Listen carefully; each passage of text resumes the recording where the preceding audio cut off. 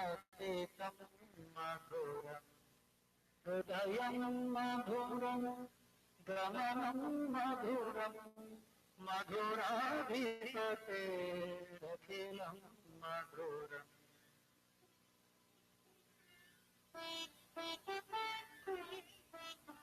वचनं मधुरं चरितं मधुरं वचनं मधुरं वलितं मधुरं चलितं मधुरं भ्रमितं मधुरं मधुराधिपतेरखिलं मधुरम्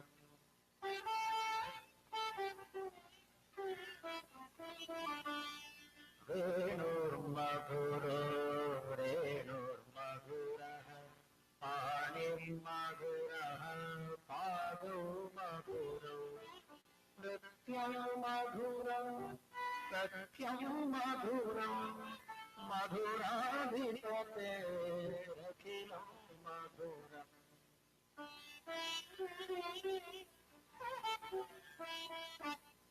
गीतं मधुरं गीतं मधुरं मुक्तं मधुरं सुखं मधुरं रूपं मधुरं तिलकं मधुरं मधुराधिपतेरखिलो मधुरम्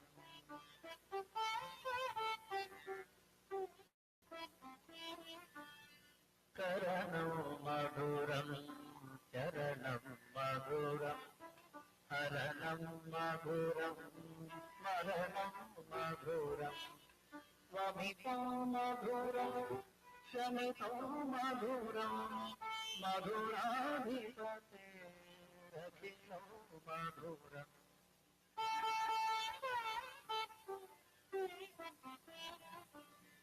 कुञ्जा मधुरा माला मधुरा यमुना मधुरा वीथी मधुरा सलिलो मधुरं कमलो मधुरं मधुराधिपतेरखिलं मधुरम्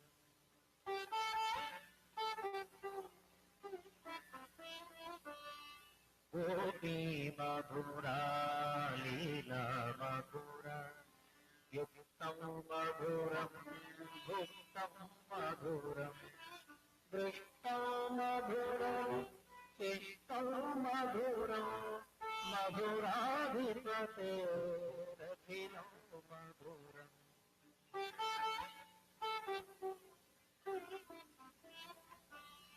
गोपा मधुरा गावो मधुरा यष्टिर्मधुरा दृष्टिर्मधुरा दलितं मधुरं फलितं मधुरं दलितं मधुरं फलितं मधुरं मधुराधिपतेरखिलो मधुरम् मधुराधिपतेरखिलो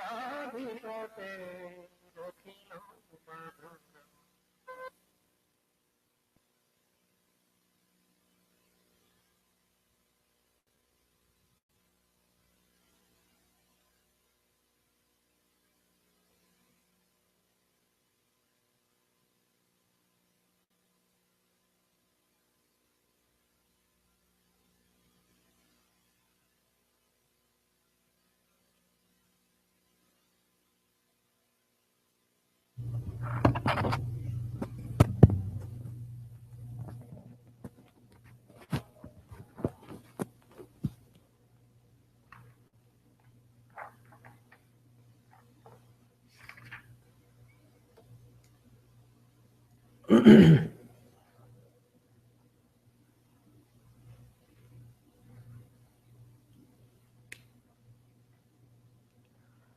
Page number 191, ninth mantra of the fourth Valli. Join in so that you can also read.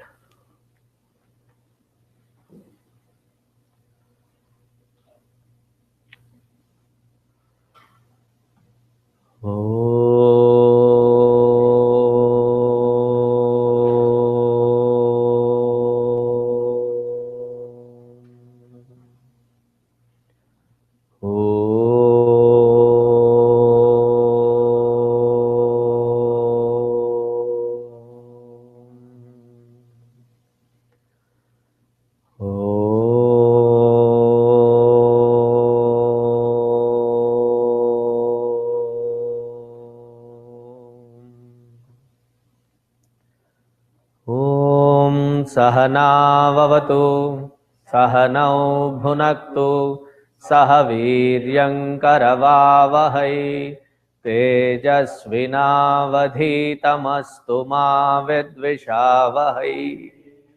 ॐ शान्ति शान्ति शान्तिः। हरिः ॐ श्रीगुरुभ्यो नमः। हरिः ॐ।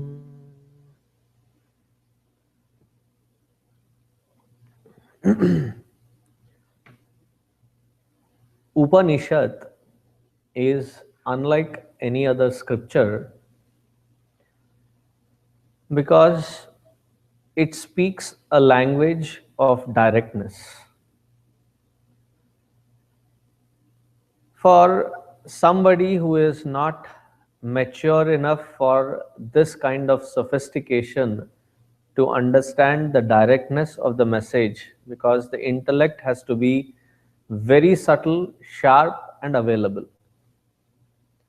For them to give it through various stories, various anecdotes becomes a easy way to understand, and that is the Puranic way of teaching. They take the same subtle truth and explain it with evident examples, preferably as a dialogue between a different form of God and devotees, or different rishis and their students. But Upanishad is purely based on direct message always.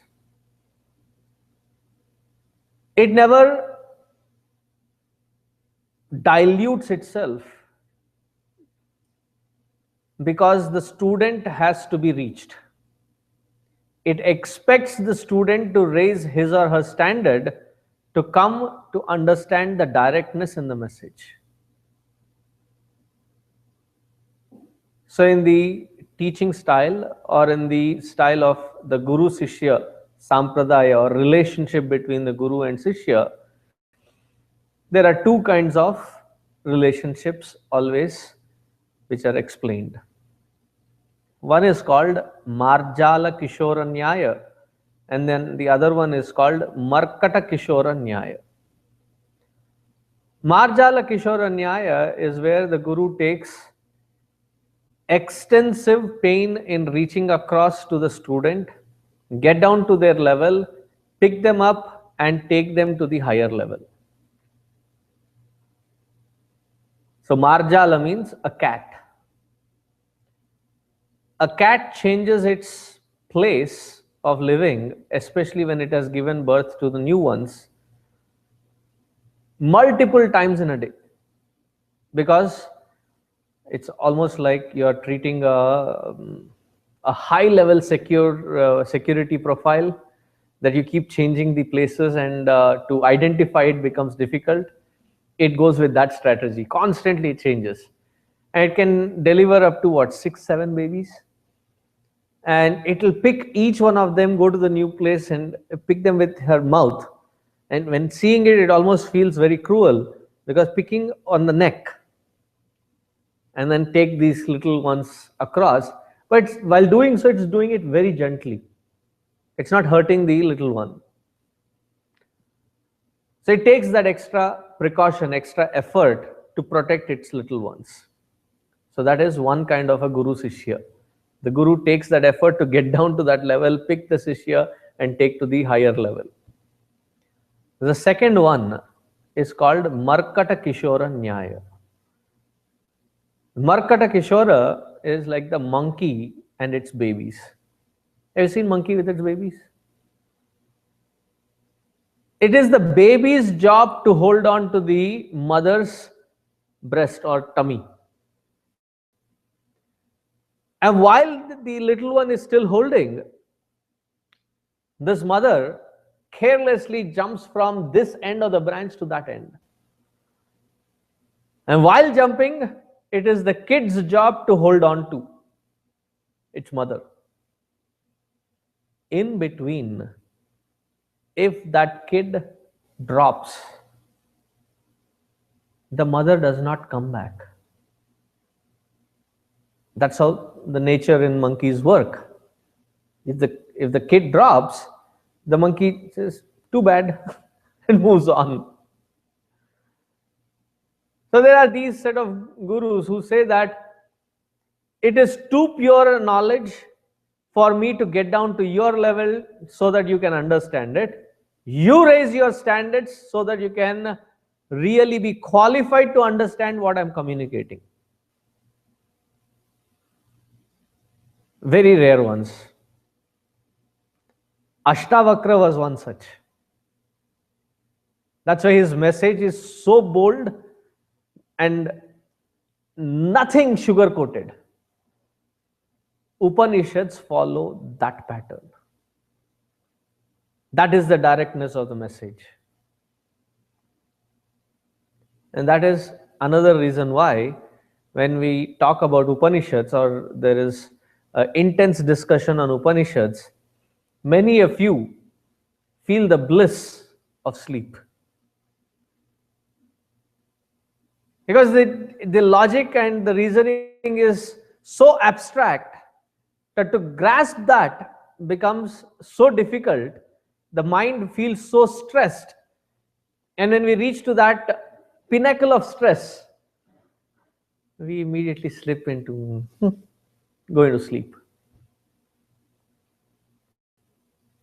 So, in its maintaining that tradition of directness, this particular Valli, the fourth one, is one after the other pointers which are subtle and abstract. So, going into this mantra, the ninth one on page 191. Please repeat after me.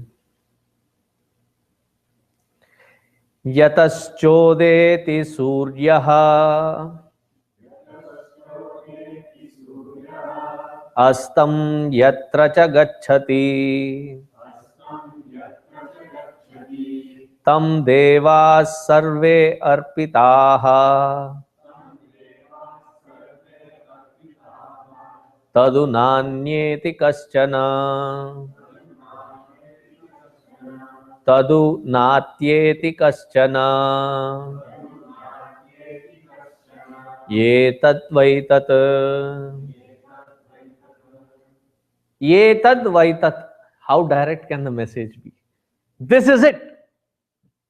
This is the message. Tadu na atyeti kaschana. There is nothing beyond this. This is it. This is the ultimate truth. Many Upanishads always point it as that is it. Here, Lord Yama is pointing it as this is it. That only shows that as he is pointing, Nachiketa must have risen himself up to that level, that what he was experiencing at that moment is saying, yes, that is it.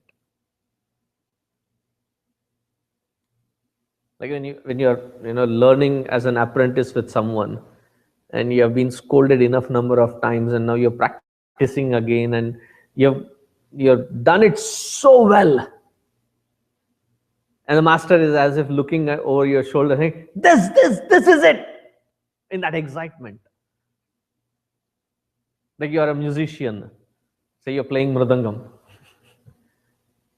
I'm sure you've been scolded enough number of times.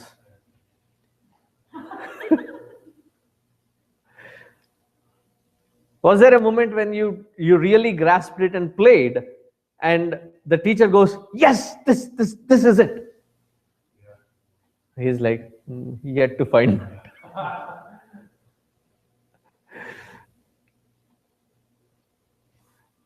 So he must have risen himself up to that level. So he says, yataha cha udeti suryaha.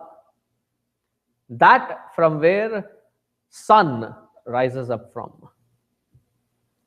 Astam yatra cha gacchati.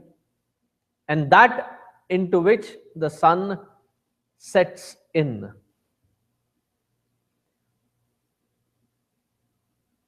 So one meaning can be the sunset and the sunrise that we see regularly.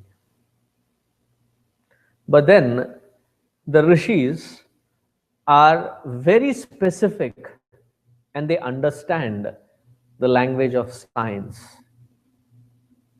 They don't speak the language of speculative understanding.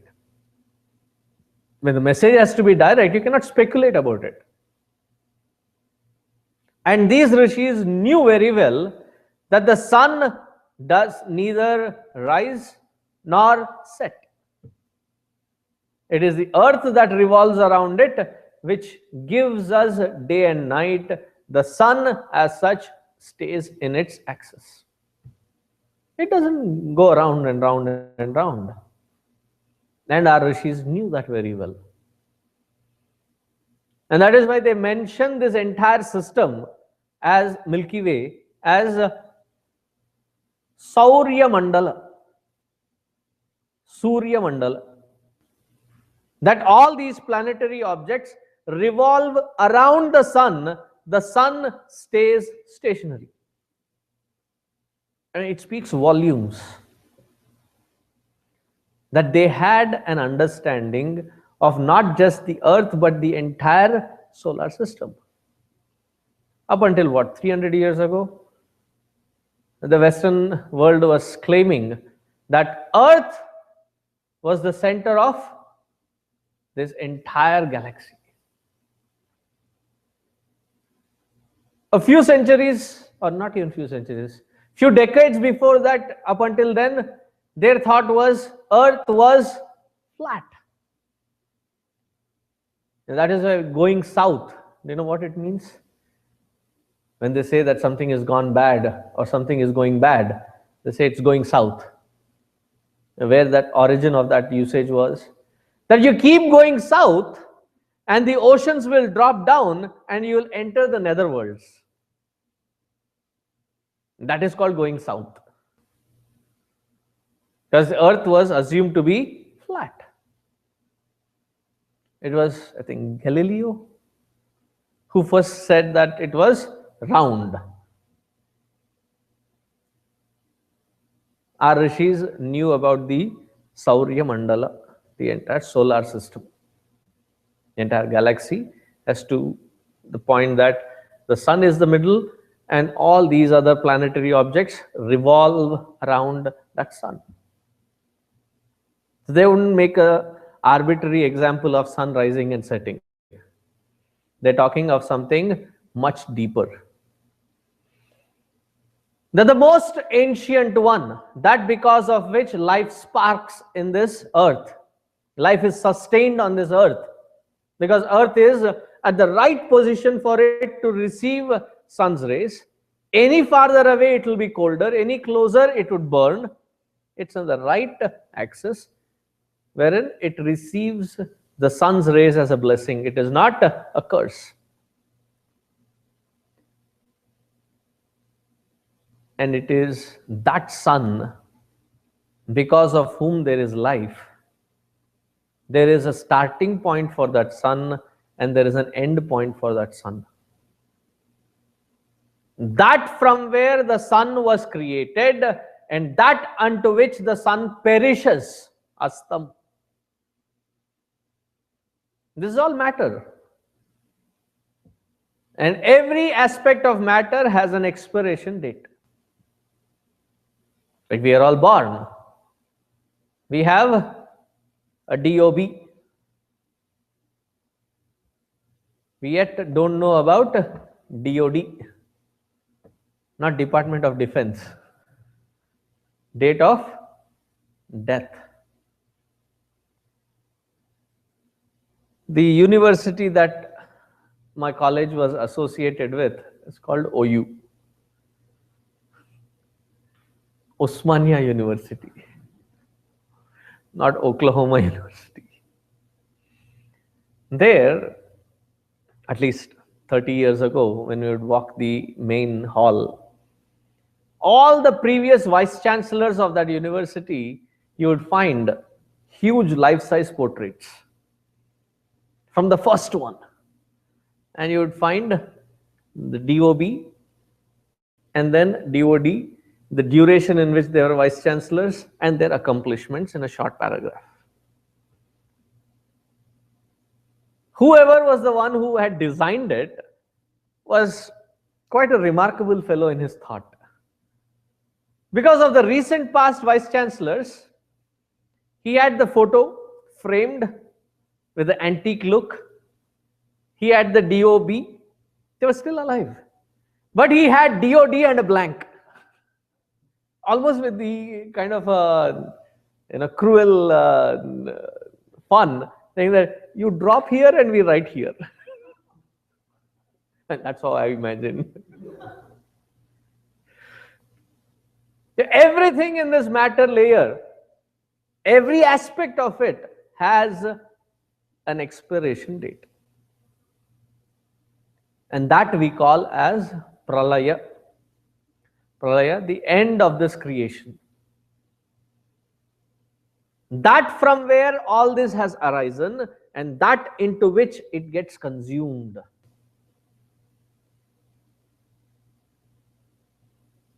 It is not just this consciousness here that I am talking about.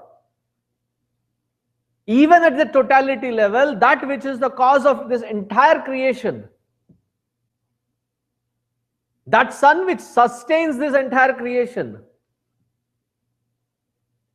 that which is the cause for its sustenance as well, that consciousness you are. So whenever we talk in our Upanishadic structure, different theories of creation, sometimes when you put them across and compare them, it almost seems like contradicting each other, the theories of creation. So one may be, questioning, these rishis, they say they were very scientific in their approach, but I think they are clueless. Because they have such different kinds of theories explained and many contradicting each other. It was not because they did not know it, but their purpose of using that theory of creation had a different end goal. And the purpose was to not prove the creation, but to prove that you, the consciousness, is the hub, the focal point for this entire creation. And you, that consciousness, is the substratum for this entire creation. You, not the jiva, not the ego, but that consciousness is the substratum for this entire creation. That consciousness, which is the substratum upholding even the sun arising and the sun ending in, the throb of this creation, the sun. Tam devaha sarve arpitaha. Here, deva does not mean the deities. By definition, the devas means Dyotanat devaha. That who illumines is called a deva. So all these bulbs, technically, by this definition, can be called as the deva because they are illumining. And you who perceive that they are illumining, something is cognizing it, something is recognizing it, something is giving validity of existence to that illumination, something who is illumining the illumination. So the eyes are called deva. The ears are called deva because they illumine the field of sound. The nose is called deva because it illumines the field of smell. The charma, the skin, is called deva because it illumines the field of touch.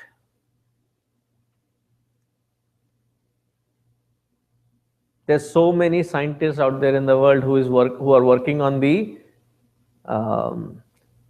tactile understanding of the touch field. Now we have grown up with these gadgets which have the that touch sensation. And they have not perfected that technology yet. Sometimes it goes frozen, that you keep, it doesn't respond. Even in the remotest corners of your body, if there is a little ant moving, don't you feel it? You may not be able to know what it is, but you say, can you see something is there, however small it is. The sense of touch. So all these, they illumine their field, therefore they are called deva.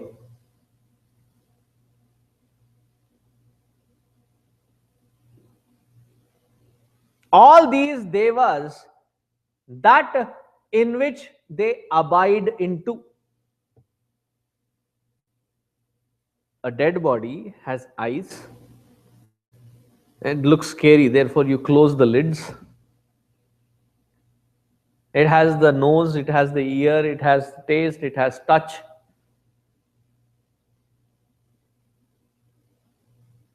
Imagine a situation. There's a dead body, all of the family members are sitting around crying. And then suddenly the dead body says, hey, बहुत देर हो गया है यहाँ सोए हुए. I've been sleeping here for a while. So chai pila. Or I say, you guys are blocking me from all directions. So pankha chalao. Have some fan. So I feel little cool.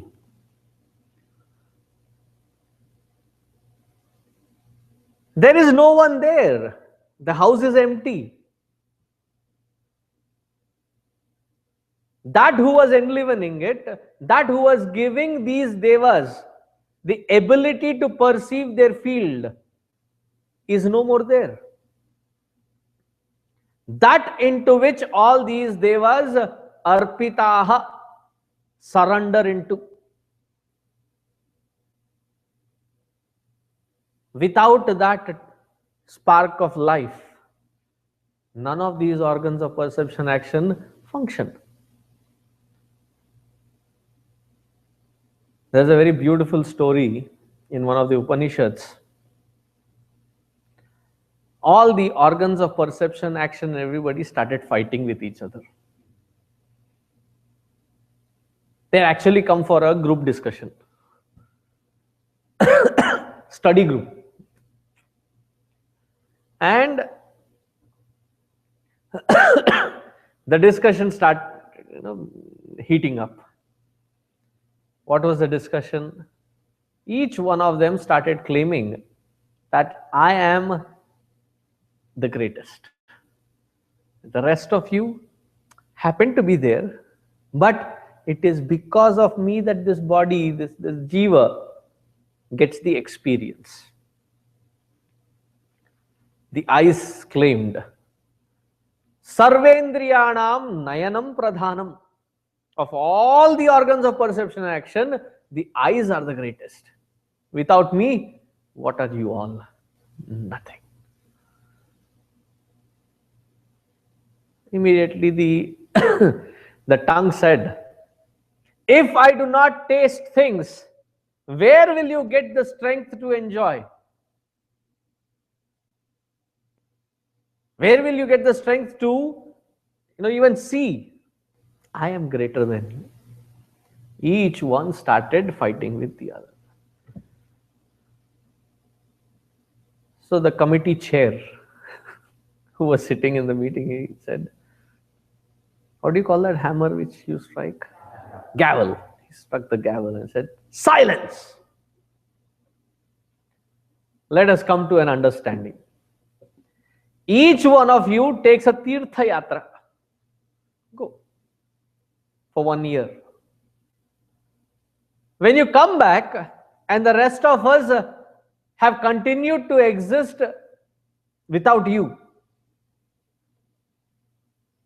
continued to manage living without you, what does it easily prove? You may claim whatever you claim, but your presence, it's okay, it helps, but it is not essential. then you would not be the greatest. So the eyes proudly said, I'll go first. So the eyes went for a walk. They came back after a year, and the rest of the organs said, Aja, Badja, come, take your place. Because we survived without you. Then the sound went, and the smell went, and each one of them went. When the spark of life, when the prana shakti, prana, and said, I have now my opportunity to leave. It just thought that it has to leave. All the sensory perceptions, organs of action, organs of perception, they started feeling restless. They all immediately bowed down to that prana shakti and said, you are the greatest. Without you, we are nothing. That which supports it, that because of which they function, that into whom they abide in, all these devas. That is why when we do puja, there is something called Anganyasa, Hridayanyasa, Karanyasa, Mahanyasa, and they talk about various deities, various gods that are responsible for each organ. Do you remember your Tattva Bodha class? And some of you made fun of it also. They ate something and did not suit them. They were running in and out of the restroom for next day and a half. And what was the joke going around?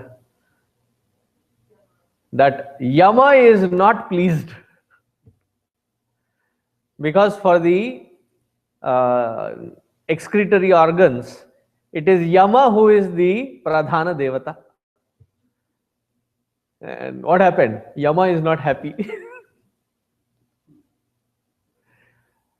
For the eyes, it is the Surya. For the nostrils, it is the Ashwini Kumara. They are twins. So God said, don't fight with each other, each take one of them. For the ears, it is the Dig Devata, the space.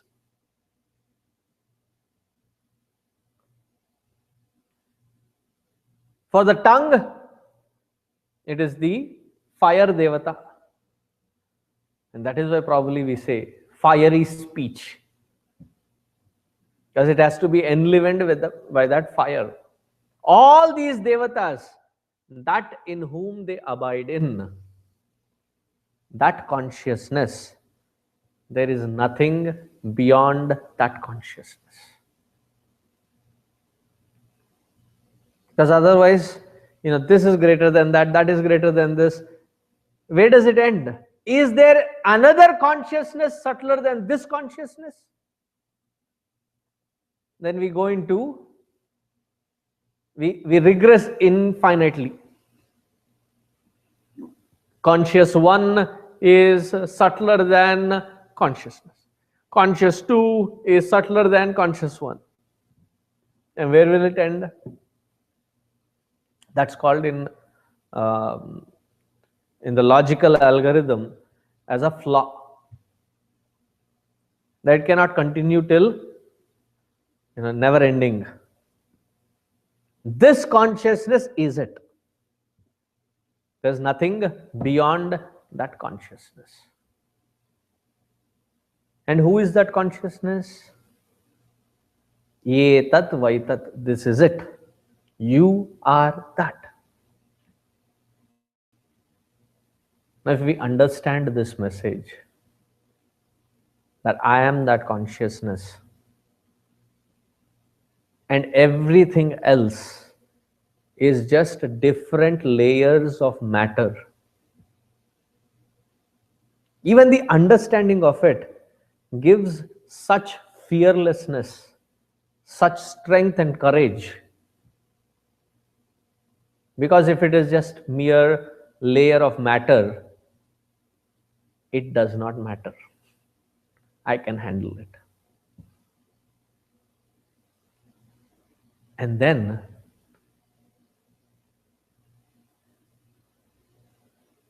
when we say that I'm not feeling well, my mind is not feeling well, I'm feeling little emotional, I'm disturbed, I'm confused.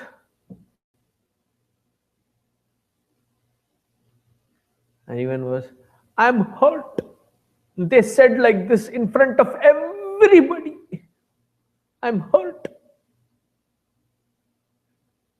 That's why Ramana Maharshi ji always used to question one thing.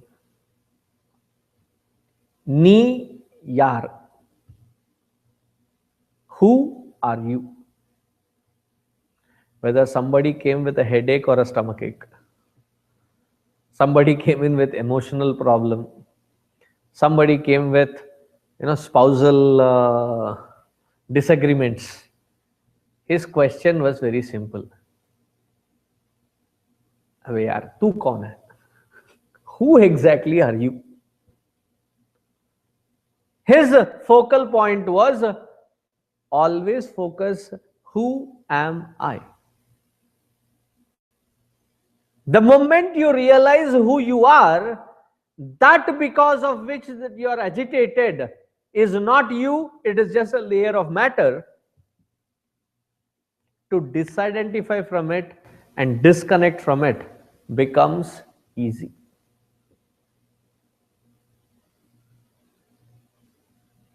I've given too much of value to that hurt, that I have assumed a shape of the one who is hurted. I am deeply hurted. Indian English. I am deeply hurted.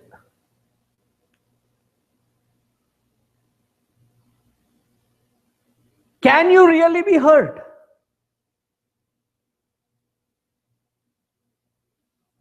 Yes, what they have said does not sit well with you. And where is it being processed? It is being processed as a thought. And what is thought? Thought is the subtlest layer of matter. Thought is nothing but subtlest layer of matter. The lack of clarity, confusion, feeling hurt, feeling jealous, feeling incompetent, all these different variations are nothing but variations of thought. Thought is matter. And that thought gets its validity, strength from consciousness. It by itself cannot have the strength to move. How can that which draws strength from me, draws its validity of existence from me, disturb me? If something is sucking its existence out of me and become a problem for me, what do? Cut the feeder. What happens to its existence? Dies a natural death. But instead of being here at the level of consciousness, where am I? I am drawn and I am consumed in that emotion, in that thought. Nobody understands me. Nobody pays attention to me. I am neglected. Therefore, I take a couple of guns and shoot everybody around.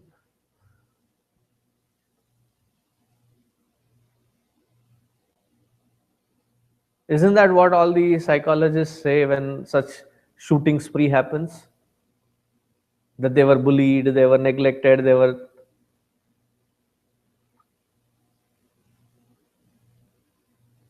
The most bullied example that can be taken in our scripture is Prahlada. Bullied by who? His own father. He did not even blame it on genetics. What to do? I am born in a Rakshasa family. I am like this only. So don't ever give that nonsense that I am genetically predisposed. Prahlada, for all practical purposes, was Hiranyakashipu's son. And that Hiranyakashipu, who did not like his standpoint, tortured him in every possible way.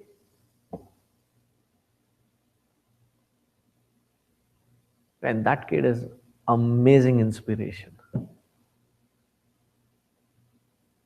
When Lord Nrsimha comes and kills him, he says, I don't think you should punish my dad.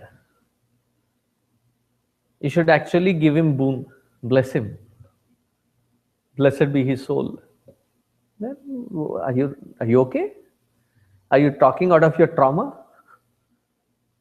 What do you call, when your psychology tunes in with the captors? Stockholm syndrome. Are you having such Stockholm syndrome? He says, no. If he was not that brutal, I would not have prepped myself for this devotion. If he was not that brutal, I would not have prayed with this intensity. I would not have an opportunity to have your darshan. If something has led me to be so close to you, that has actually turned to be a blessing. How can a blessing be cursed? So Lord Nrsimha, Lord Narayana in the form of Nrsimha, is like, kiddo, you make a point. Okay, I'll bless him. He does not even blame his father for all the atrocities that he had to meet. It was one thing that he understood very clearly right from the beginning. All that which is being abused, all that which is being the hurt hurled at, is at the matter layer. And I am not that layer of matter.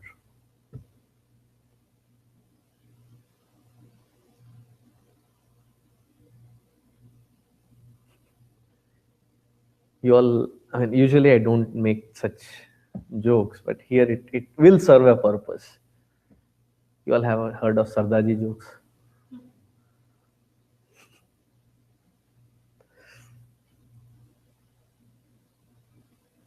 Santa Singh used to work on the 13th floor.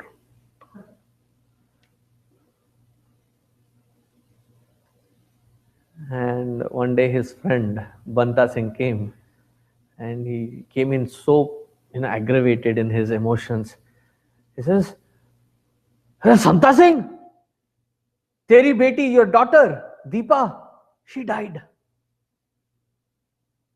And this Santa Singh is like, typical Bollywood style. And he takes the support of the wall, not able to bear with it, jumps off the window.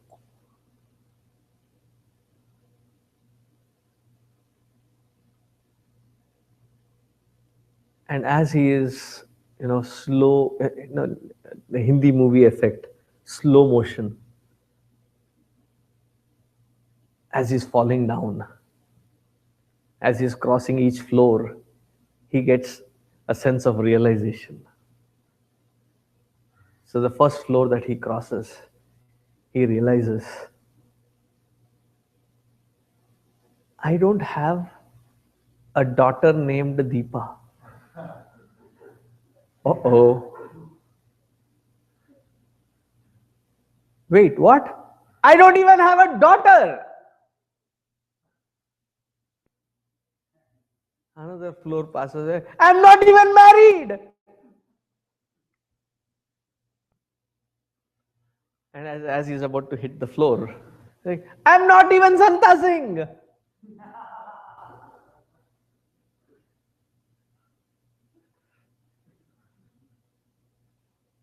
That is how is our fall pathetic. Something that is amusing to be laughed at. What is being hurt? What is going through the modifications? Is at the projected, connected with that projection. That projection is modifying. Now, identified with it, we go through the entire fall. What is the difference between somebody who falls from first floor and 10th floor? Somebody who falls from the first floor, thop, ah. And somebody who falls on the 10th floor, ah, thop. There's no more sound.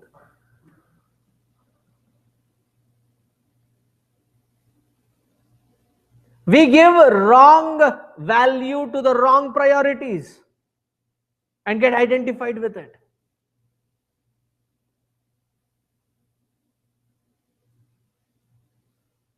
The only priority which has any substantial reality to it is the consciousness.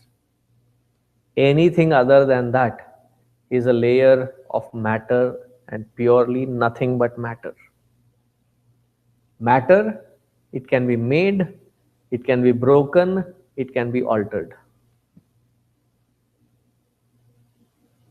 It is not anything ultimate about it, anything defined about it. If it is matter, it can be remade again. It can be always changed.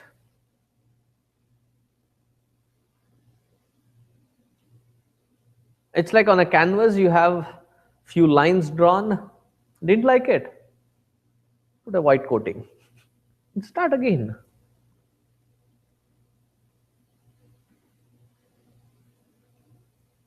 That is how the mind should be ready. Like a piece of, what do you call the clay substitute, what do you call it? Play-Doh. That it can be molded into whatever shape that I want. And once the purpose is served, crush it and remake it. But then we make something, oh, it is so pretty, and get settled in it, and it becomes like a plastic. There is no more room for change. And then we keep complaining, I'm like this only. What can I do? I'm like this. Change. There's nothing limiting about the matter.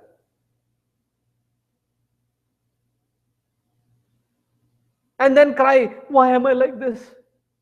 That is why all our gods in all temples have a bright smile on their face. They're like, why am I like this? But you are not that which you are associated with.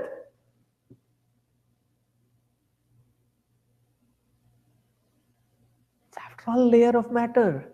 How can that layer of matter which draws its existence from me, which draws its strength from me, manipulate my own existence into pathetic states of existence?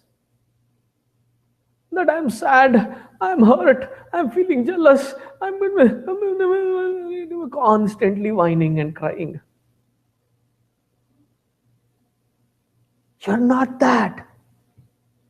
You are this substratum which gives validity of existence to it. And that which is consciousness, these limitations cannot even reach to that depth.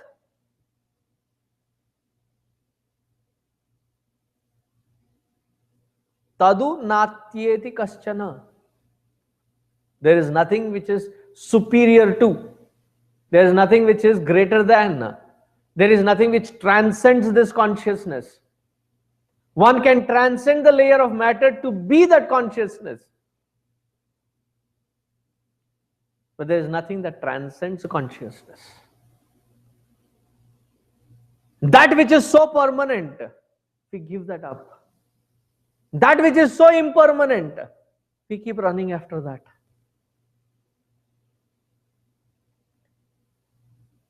Once a student went to a great master. As soon as that student came in to the presence of that master, he was a very proud one who had a lot of accomplishments.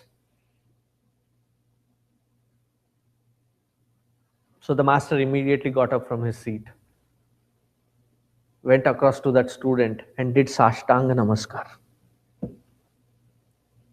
And the student was literally, what is this? It's a little confusing. Why are you prostrating to me? He says, you're greater than me. I have given up the layer of material to abide myself into that consciousness which is permanent. Whereas you have given up that conscious permanent stage to be rotting in the layer of matter. So in the sense of giving up, you have given up something highest. Therefore, you are greater than me. Sarcastically, of course.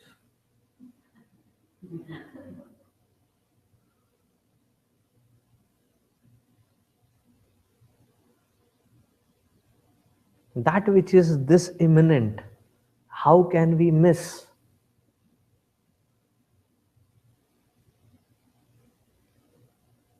Always remember this truth.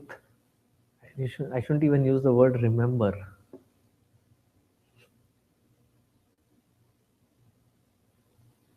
Because this is not even a part of memory. Because this is that which enables the memory to remember.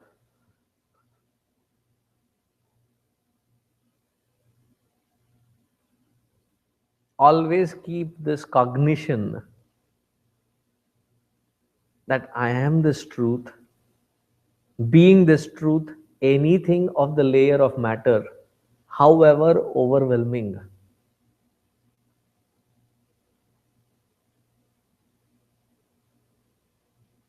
Can I dodge the bullets?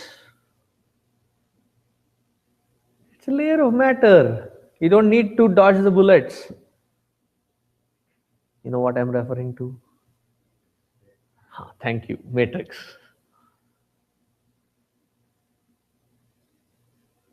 You can mend it, break it, do whatever you feel like with it. How can that be an obstacle? We are obsessed with that obstacle. Some masters say, thinking so much about the material layer and the conflicts and the emotions, we are doing the abhyasa of the wrong thing. Instead, the abhyasa, instead the dhyana should be, the focus should be that I am this truth. Anything other than that is immaterial. Because it is a layer of material.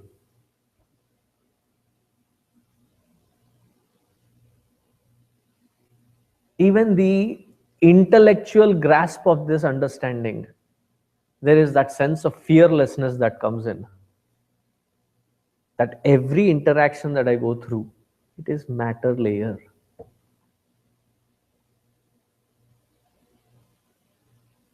And that matter layer cannot be super powerful than me.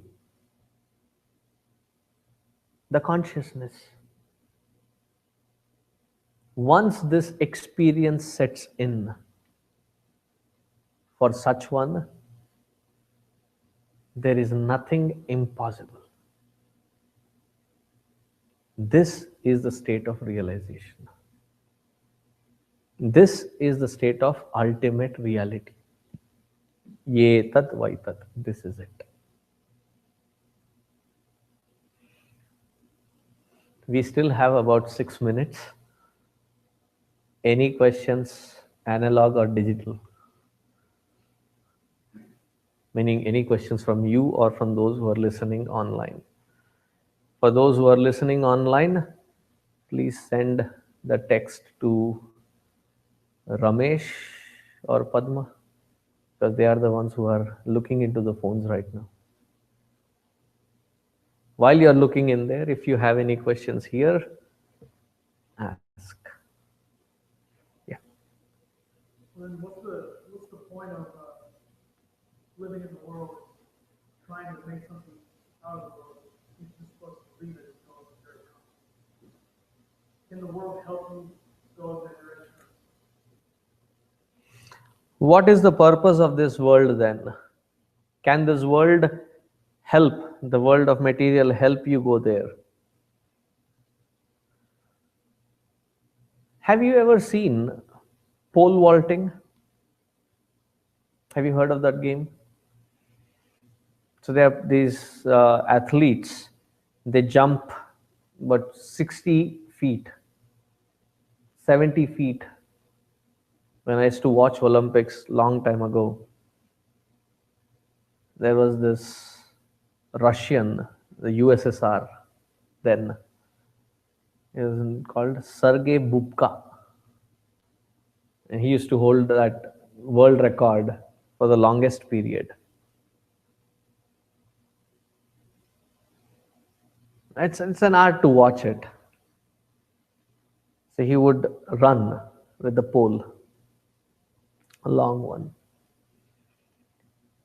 And there is a certain given spot wherein you stick that in. While you're running in, you stick that in. And that momentum, pulls you up holding onto the stick. If you understand the game, there is a barrier that you have to cross. So with that momentum, he raises up, and in the final moments, he thrusts further onto that pole so that he gets that final momentum to cross that barrier. Now I'm going to make it a slow motion Bollywood style. So he is running with the pole, and he has stuck it in, and he is raising up. And as he is raising up, he's looking at his stick, which has helped him, raise up. He says, "Shabash, thoda aur." And he's congratulating himself with that stick that he has, the pole that he's holding. And when that final moments are coming, he's like, ab tujhe chhodna padega. I have to now leave you. I have to now drop you. Without you, I could not have reached this high. Now, having taken your help to reach this high, how can I give you up? And he still keeps holding on to it. What will happen? Then it is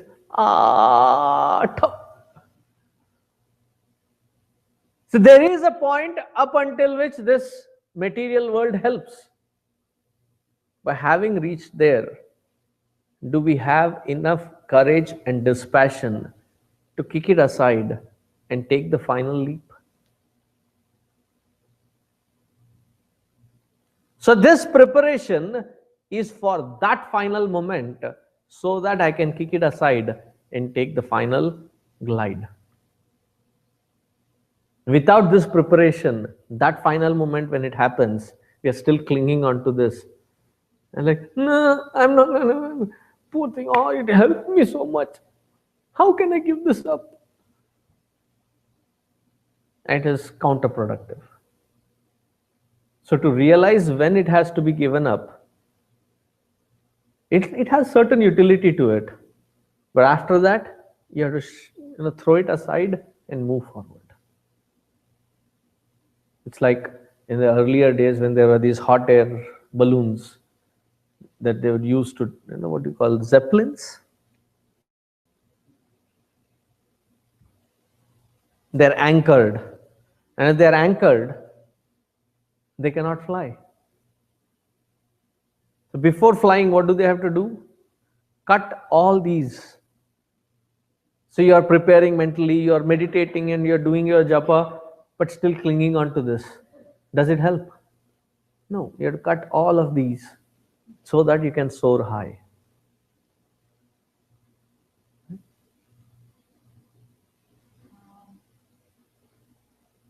How are we supposed to do that without, like, how are we supposed to talk to all the time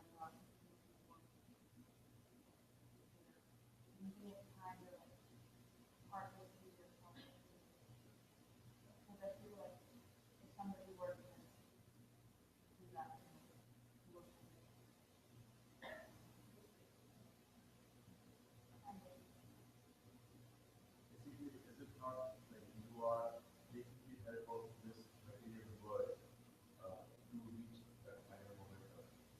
Then when you leave aside that final, you leave aside this material world to take that final leap, isn't it kind of selfless for you? Or do you, because Same question repeated. Thank you. that's the same question that I हाँ, तो ditto बोल देते हैं.